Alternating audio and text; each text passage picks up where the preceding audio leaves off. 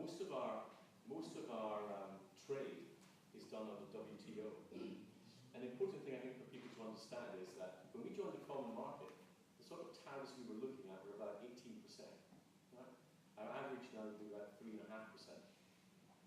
If you're operating purely on that, no trade deals, which is less than sterling moves in an average year. And I think we need to understand that that whole trading environment out there is much more benign than it was before.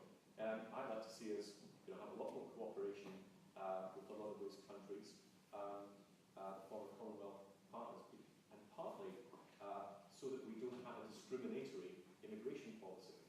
Because I think it's ridiculous that we'd have to take a surgeon who might be less qualified from Romania rather than a more qualified one from Australia, because we have unrestricted migration from Europe, and the law says you must take a European Union citizen for a job if you can.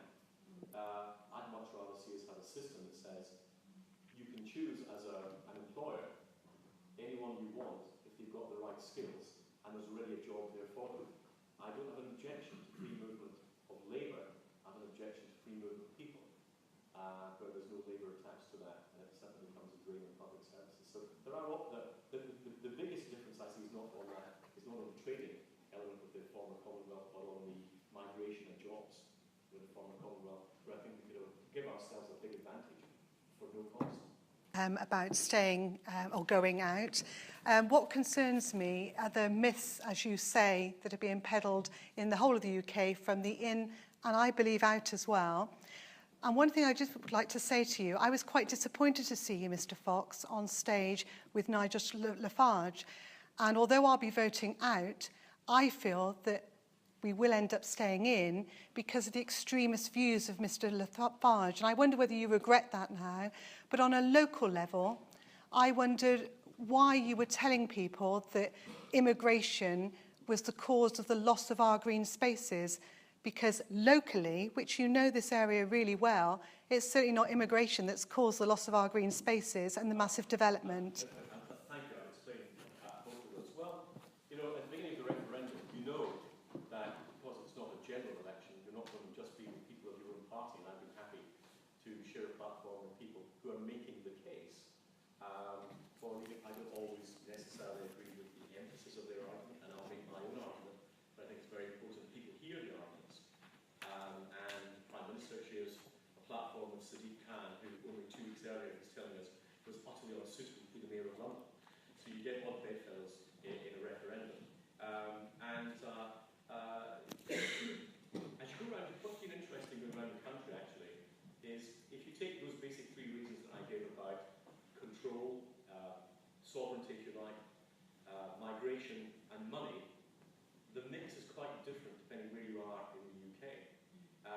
Here, in this part of the country, migration doesn't have as big an effect as, say, you went to Lincolnshire or Kent, where it's a much, much bigger part of the argument.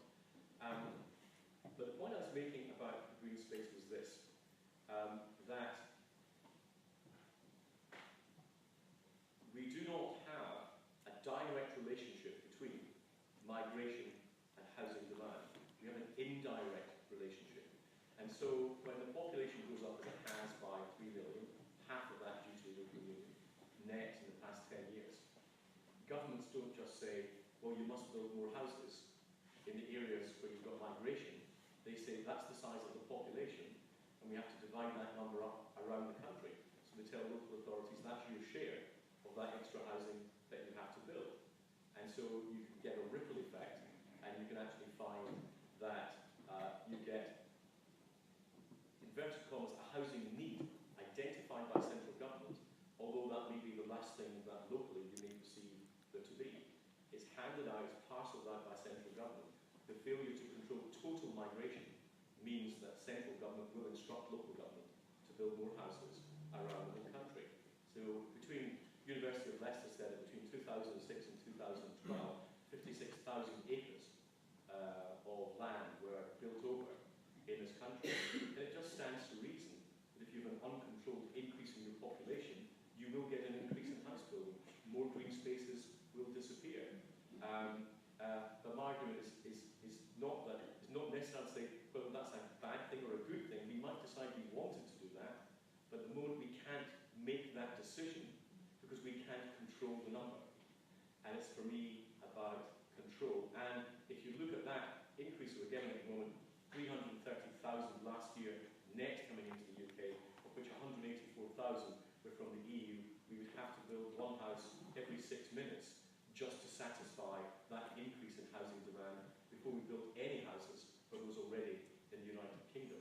And, you know, people can judge whether they think that's a good thing or a bad thing, but at the moment we can't control it, and my argument is about getting control. So can I just ask you on migration, what will your be, because you've been very, I mean, I think it was 14 years ago, you've tried to prevent what would actually help migration in this particular town. And, you know, you lost, and I'm glad you lost, because our asylum screening centre has controlled numbers coming in, and it's been a process centre that has worked well, despite the myths and the fiction that I believe you and one of the local councillors peddled at that time. So what's your view on asylum seekers then? Because that's the one thing I do not hear you talking about. The asylum is regulated by international law, and isn't about as being part of the European as part of our international treaty obligations. It's not part of the EU. But you had a view on it before, though, didn't you, in this particular area? I think that Britain's got a very proud record. We have. In terms of refugees and asylum, but that's not the bigger numbers coming into our country. The bigger numbers coming into our country are economic migrants coming to the UK. Asylum seekers are a small proportion of that. And since you just happened to raise that, I'm not going into all of that, but my problem with that was when we had a migration centre in Portishead, with hardly any migration coming to Portishead, was how on earth do people who require the service get here, given that public transport is almost non-existent? Well, we actually had transport, though, didn't we? That's another issue. That's another issue.